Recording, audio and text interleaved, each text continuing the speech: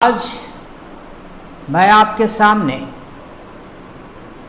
Physical chemistry का सबसे important chapter some basic concept of chemistry से स्टार्ट करने जा रहा हूँ, जो पहला चैप्टर भी है।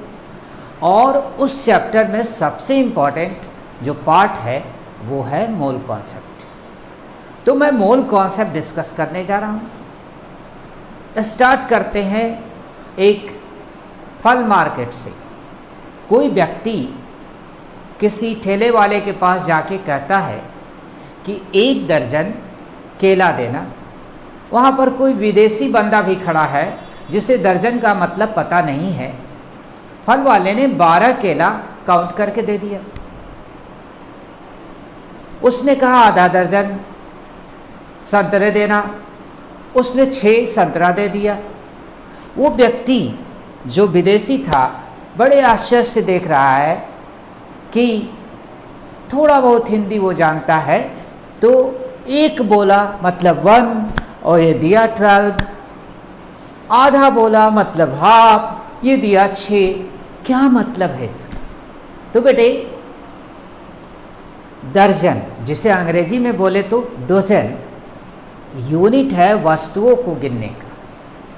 अब ये वस्तु जो हैं बड़े हैं, केला है, सेब है, या कोई भी पेंसिल है, पेन है, इन सारी चीज़ों को काउंट करने के लिए बिजनेस क्लास ने एक यूनिट बनाया जिसे डोजन या डोजन या दर्जन कहते हैं।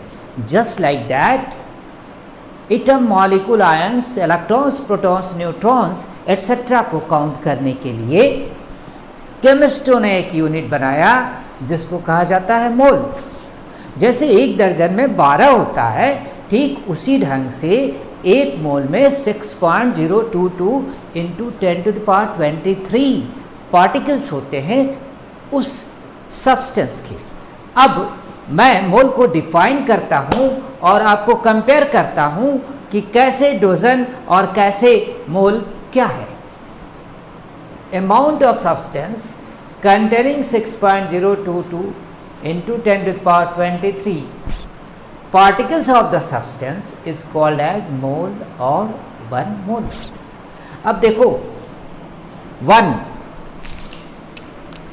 1 डोजन का मतलब है 12 यूनिट ऑफ बिजनेस क्लास। ये बिजनेस क्लास का यूनिट है। 1 mole is equal to this 6.022 into 10⁻23 unit of chemist. ये क्या होता है? Use to count anything like banana, pencil, copy, pen etcetera. और यहाँ पर क्या है? Use by chemist to count atoms, molecules, ions, electrons, protons etcetera. तो बेटा मोल यूनिट है छोटे पार्टिकल्स को, माइक्रोस्कोपिक पार्टिकल को काउंट करने के लिए। क्योंकि इसकी संख्या ज़्यादा है तो माइक्रोस्कोपिक पार्टिकल को काउंट करने के लिए इसका यूज किया जाता है। बेटे यहाँ पर वर्ड यूज किया गया अमाउंट ऑफ सब्सटेंस। सब्सटेंस का वह अमाउंट जिसमें इतने पार्टिकल मौजूद हो। तो सब्सटेंस का अमाउंट मास के टर्म में भी हो सकता है और वॉल्यूम के टर्म में भी हो सकता है। अगर मान लो किसी बर्तन में, ये बर्तन है और इसमें नमक है, सपोज इस बर्तन में नमक है और नमक जो है उसके मॉलिक्यूल हैं 6.022 इंटू 10⁻23 NaCl मॉलिक्यूल्स है। नमक को क्या कहते हो? NaCl कहते हो, मॉलिक्यूल्स है। तो बेटा इसका जो मास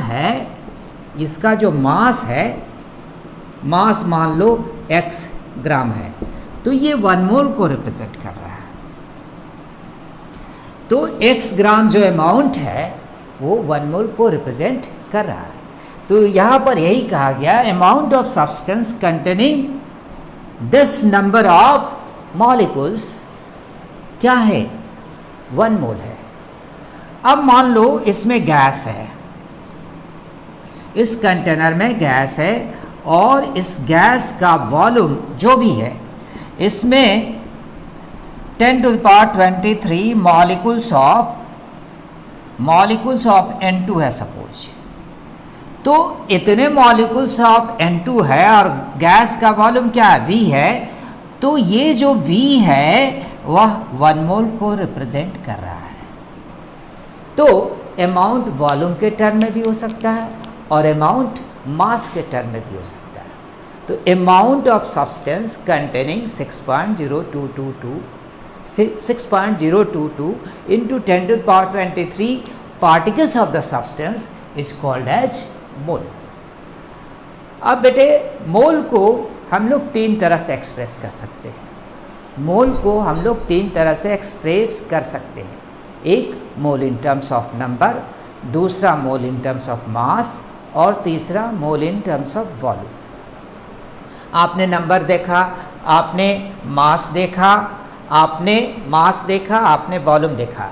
तो हम लोग अब इसे 3 डिवीज़न में बांट के स्टडी करेंगे। मोल कैन बी एक्सप्रेस्ड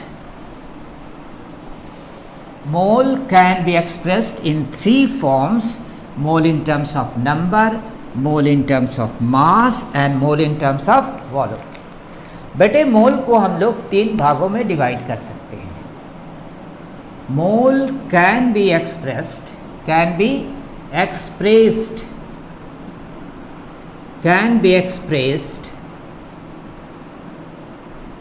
व्यक्त कर सकते हैं, एक्सप्रेस्ड इन 3 फॉर्म्स। पहला mole in terms of number, mole in terms of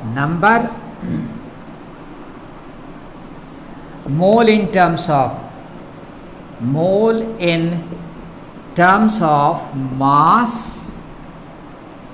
और तीसरा बेटा मोल इन टर्म्स ऑफ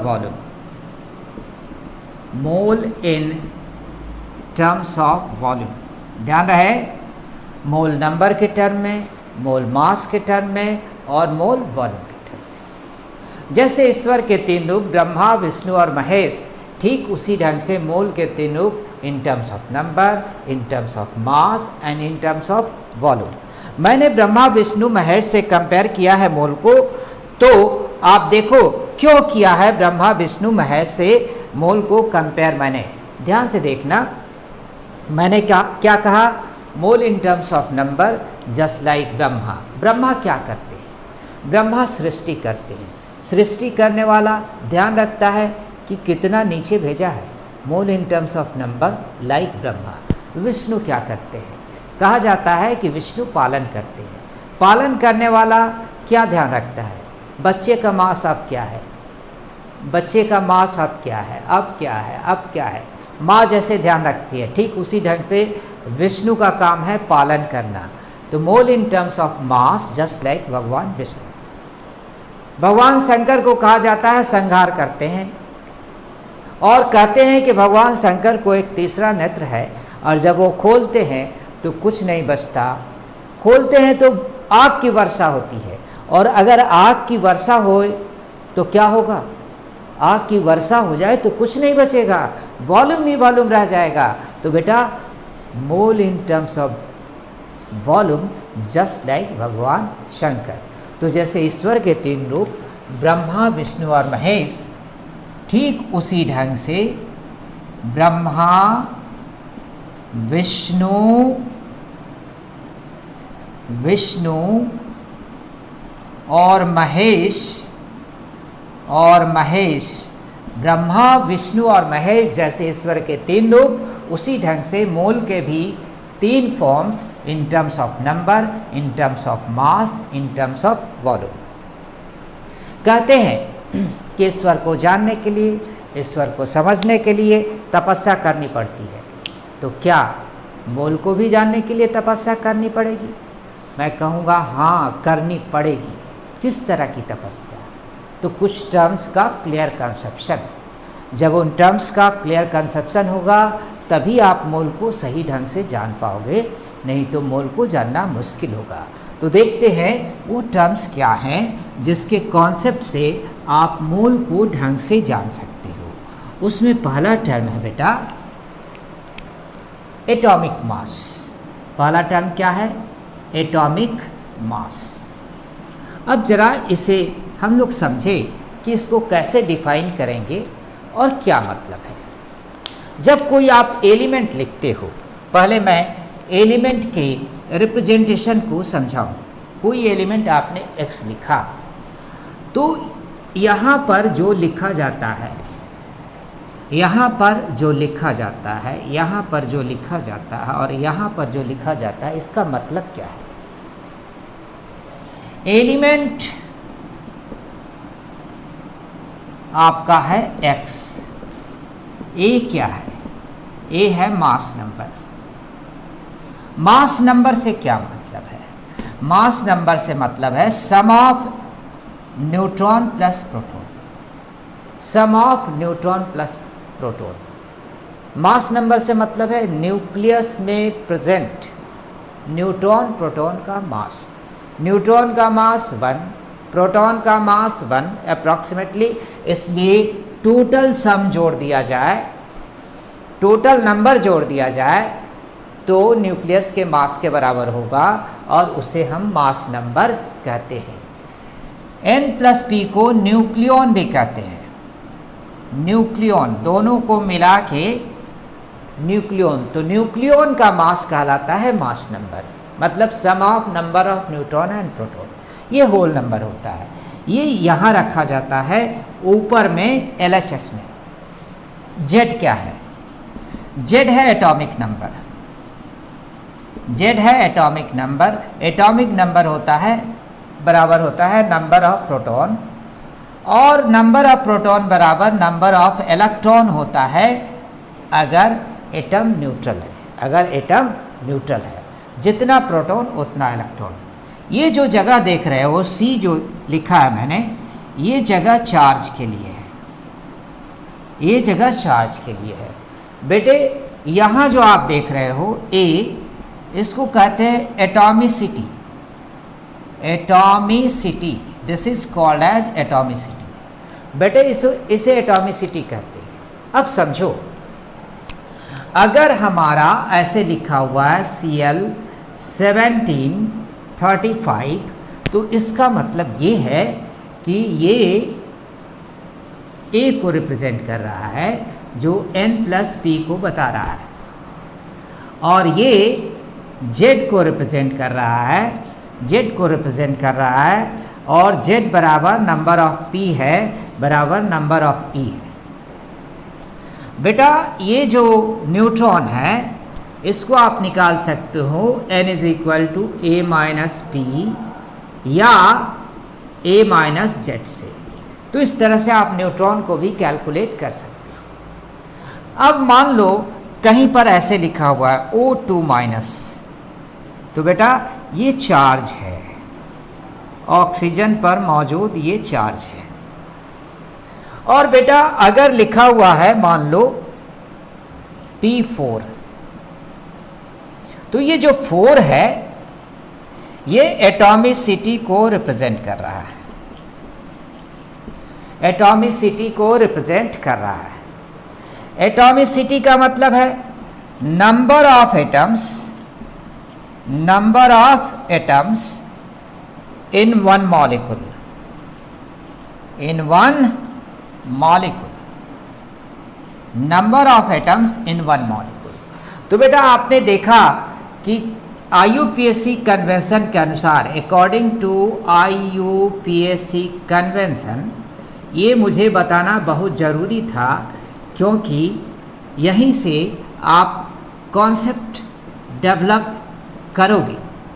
तो IUPAC कन्वेंशन, कन्वेंशन का मतलब होता है जिन चीज़ों को IUPAC कमेटी ने मान लिया है कि ये यहाँ रखा जाएगा, इसकी जगह ये है, इसकी जगह ये है और इसकी जगह ये है। तो मैं समझता हूँ इसका मतलब समझ गया। अब मैं मेन समझाने जा रहा था कि एटॉमिक मास क्या है और मास नंबर क्या है। Mass number sum of number of neutron plus proton, correct. Atomic mass क्या है? नंबर ऑफ न्यूट्रॉन, प्रोटॉन और उसमें इलेक्ट्रॉन भी है। इन सब का मास अगर कलेक्टिवली जोड़ दिया जाए तो that is called atomic mass, that is called atomic mass. तो किसी एटम का मास जो है वह डिपेंड करता है कि उसमें इन तीनों का मास क्या है। तो एटॉमिक मास मास नंबर से थोड़ा ज़्यादा होगा, मतलब इलेक्ट्रॉन का मास उसमें ऐड कर दो, 3 मेन पार्टिकल्स हैं, तो इलेक्ट्रॉन का मास ऐड कर दो तो वो एटॉमिक मास के बराबर हो जाएगा, मतलब स्लाइटली ग्रेटर। वो कितना स्लाइटली है, वो नेग्लिजिबल है। तो कहीं भी क्वेश्चन में अगर डाटा एटॉमिक मास का दिया हुआ है और हमें उसे यूज करना है तो वो एटॉमिक मास का डाटा यूज कर लेंगे, और अगर डाटा नहीं दिया हुआ और इस ढंग से लिख के छोड़ दिया तो एटॉमिक मास के जगह पर हम मास नंबर से कैलकुलेशन कर सकते हैं, taking in mind that the mass of electron is negligible. तो ये पहले फंडामेंटल बात मैंने बताया कि एटॉमिक मास और मास नंबर में डिफरेंस क्या है। एटॉमिक मास हमेशा ऑलवेज ऑलमोस्ट फ्रैक्शनल होगा, लेकिन मास नंबर हमेशा क्या होगा, होल नंबर होगा, क्योंकि ये sum of number of neutron and proton. अब एक और बहुत इंपॉर्टेंट बात, हमने कहा कि एटॉमिक मास जो है वो sum of number of neutron, proton and electron है। अब क्लोरीन के मान लो कि आइसोटोप 2 हैं,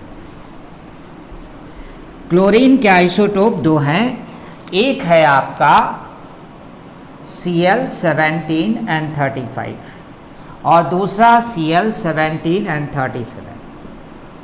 आइसोटोप का मतलब जिसका एटॉमिक नंबर सेम हो लेकिन मास नंबर डिफरेंट हो।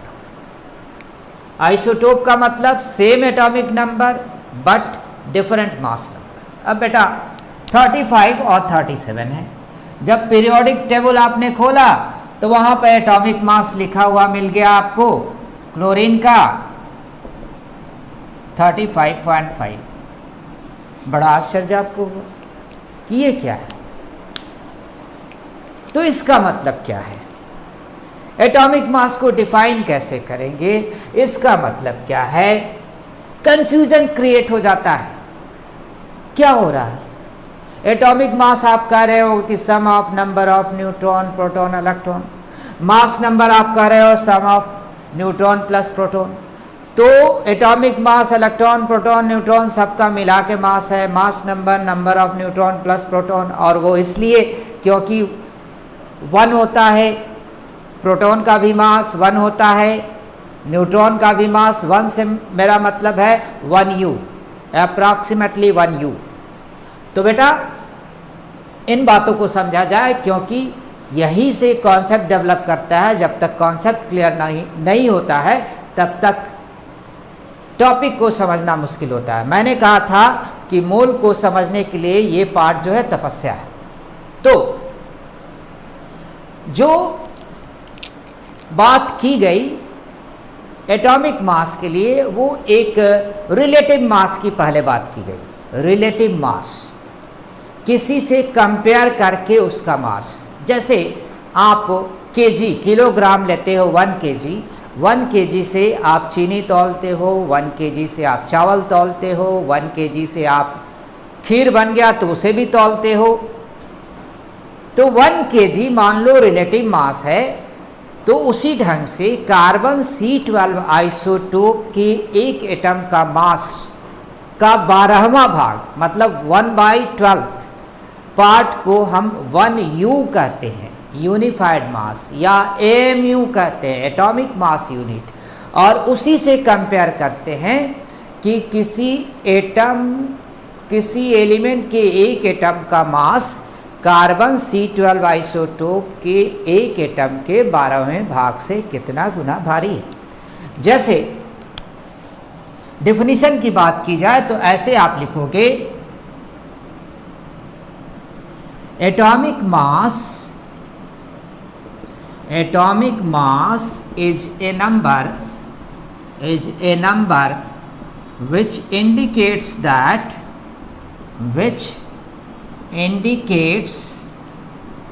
that mass of an atom of an element is how many times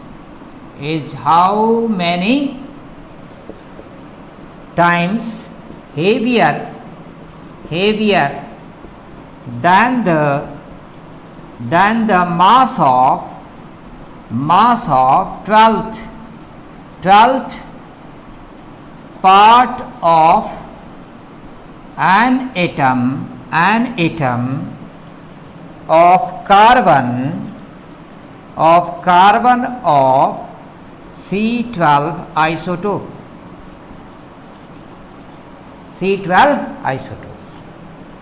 अब आपके मन में एक क्वेश्चन होगा, कार्बन C12 आइसोटोप ही क्यों लिया गया? तो कार्बन के आइसोटोप C612, C613, C614, 3 तरह के कार्बन के आइसोटोप्स हैं। इसका जो नेचुरल एबंडेंस है वो अप्रॉक्सीमेटली 99.9999 मतलब परसेंट में है। मतलब 12 वाला जो है वो उसका जो एवरेज एटॉमिक मास है वो 12 का 12 ही है अप्रॉक्सीमेटली। तो ये 12 का 12 ही है, इसीलिए हमने इसको रखा रिलेटिव मास के रूप में और इसके एक एटम के 12वें भाग से किसी भी एक एटम के मास को कंपेयर किया गया। अब यहाँ पर एक वर्ड हमने एवरेज एटॉमिक मास की है, अब उसको मैं एक्सप्लेन करूँगा, थोड़ा सा इंतज़ार करो। तो ये डेफिनेशन है, atomic mass is a number which indicate that mass of an atom of an element is how many times heavier than the mass of 12th part of an atom of carbon of C12 isotope. Atomic mass परमाणु द्रव्यमान एक संख्या है जो बताती है कि किसी एलिमेंट के एक एटम का मास कार्बन C12 आइसोटोप के एक एटम के 12वें भाग से कितना गुना भारी। अब बेटे जरा एग्जाम्पल लिया जाए और देखा जाए कि क्या मतलब है। अब जैसे मैं कहूँ कि atomic mass of Cl is equal to 35.5, मतलब U और AMU पहले कहा जाता था, अब कहा जाता है U। AMU का मतलब है atomic mass unit, full form atomic mass unit. बेटे U का मतलब है यूनिफाइड मास। अब अगर कहा जाए दूसरा एग्जाम्पल, तो एटॉमिक मास ऑफ Na बराबर मैंने लिखा 23। अब U या MU हिडन होता है, वो नहीं भी लिखा जाए तो मतलब है U और MU। तो इसका मतलब ये है कि कार्बन C12 जो है उसके एक एटम को लेकर और इसके 12 भागों में डिवाइड करके एक एटम का 12th part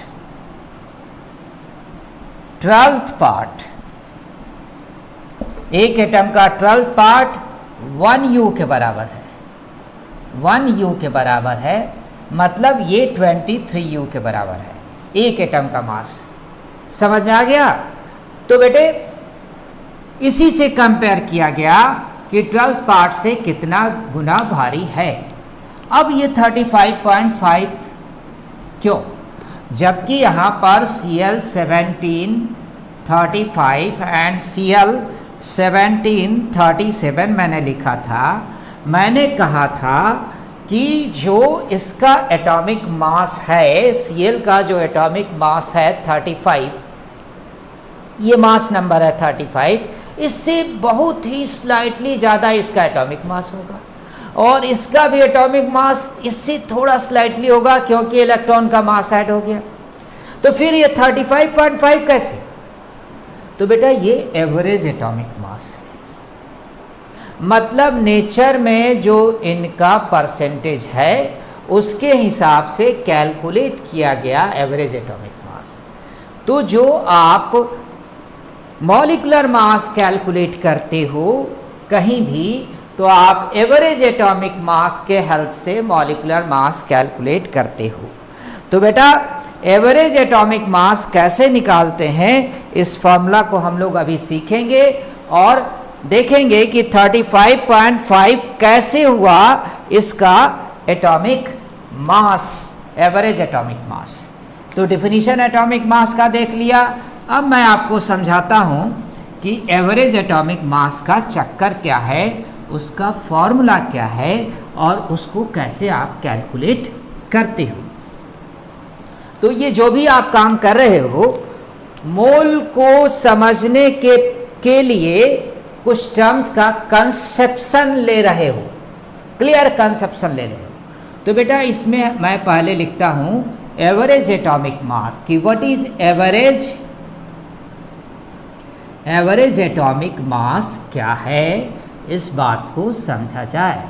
what is average atomic मास, ध्यान से देखना कि एवरेज एटॉमिक मास से क्या मतलब है। तो average atomic mass is equal to percentage of first isotope multiplied by atomic mass. और अगर एटॉमिक मास का, उस आइसोटोप का एटॉमिक मास, अगर एटॉमिक मास नहीं है तो मास नंबर से काम चलाया जाएगा अगर डाटा सप्लाइड नहीं है, क्योंकि एटॉमिक मास और मास नंबर में बहुत ही कम का अंतर होता है, नेग्लिजिबल अंतर होता है। Multiplied by percentage of second isotope, percentage of second isotope, sorry ये मल्टीप्लाइड नहीं प्लस है, plus percentage of second isotope multiplied by atomic mass. Atomic mass बेटा, और आप चाहो तो अगर सप्लाइड नहीं है तो मास नंबर, और अगर और भी है तो वो भी आइसोटोप्स और भी है तो और भी डिवाइडेड बाय 100, सबके नीचे 100 से डिवाइड कर दोगे और इस तरह से आप एवरेज एटॉमिक मास कैलकुलेट करोगे। तो क्लोरीन का 35.5 जो लिखा हुआ है वो एवरेज एटॉमिक मास है, मतलब नेचर में जो एबंडेंस है उसका एवरेज। तो ये क्वेश्चन से और क्लियर होगा। क्वेश्चन मान लो है कि calculate average atomic mass of, calculate average atomic mass of Cl1735 and Cl1737 if natural abundance मतलब presence is 75% and 25% respectively, अगर ऐसा है तो आप बताएं कि एवरेज एटॉमिक मास क्लोरीन का क्या है।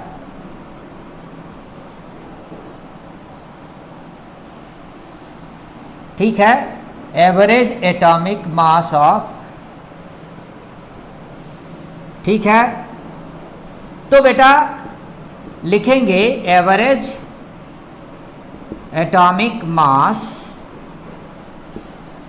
ऑफ Cl, अब ये 35 37 नहीं है, इन दोनों का एवरेज हम निकाल रहे हैं, इज इक्वल टू, आप देखो परसेंटेज इसका 75 है तो 75 मल्टीप्लाइड बाई 35 प्लस परसेंटेज दूसरे का है 25, इसका मास नंबर है 37 डिवाइडेड बाय 100, बेटे ये आ गया 35.5।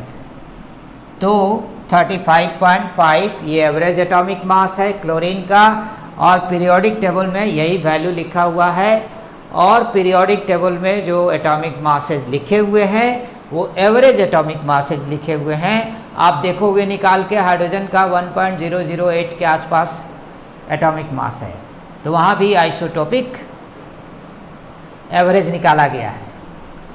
कार्बन C12 आइसोटोप जो है उसका परसेंटेज 99.999 इस तरह से होता है, तो उसका 12 का अप्रॉक्सीमेटली कार्बन का एवरेज एटॉमिक मास अप्रॉक्सीमेटली 12 का 12 भी रह जाता है, इसीलिए उसको स्टैंडर्ड यूनिट कंसिडर किया गया, उसके 12 पार्ट से कंपेयर किया गया। अब एक और क्वेश्चन देखते हैं, उससे और क्लियर होगा। ये उसे बनाए हम लोग, उसको बनाने से आप हर तरह का प्रॉब्लम एवरेज एटॉमिक मास से रिलेटेड बनाने लगोगे, और इस तरह का क्वेश्चन नीट में, IIT जी सब जगह आता है। ध्यान से देखो क्या है। Let average atomic mass of, let average atomic mass of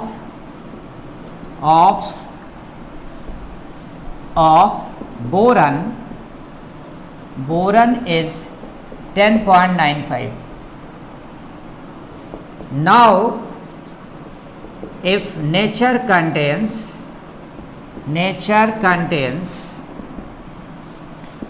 boron 511 and boron 510 only, then calculate percentage of both isotopes, percentage of both isotopes। तो बेटा कहता है कि दोनों आइसोटोप का परसेंटेज निकालें, तो ध्यान देना क्या है, percentage of average atomic mass applied है, तो बेटा एवरेज एटॉमिक मास की जगह मैंने पुट कर दिया 95 is equal to x. X मान लिया कि इसका परसेंटेज है, तो इसका मास नंबर कितना है 11, अब प्लस इसका परसेंटेज 100 माइनस एक्स कर दिया, 100 माइनस एक्स कर दिया, इसका मास नंबर क्या है 10।